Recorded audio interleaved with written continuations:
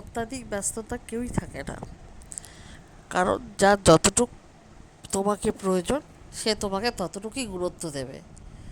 কারণ এটাই হচ্ছে রীতিনীতি।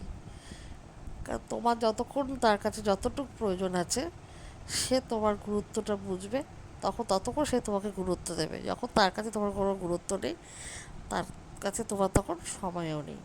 কারণ এটাই হচ্ছে আমাদের সমাজের রীতিনীতি। এটাই আমরা ব্যস্ততার মধ্যে তাকে অজুহাতটা খুঁজি।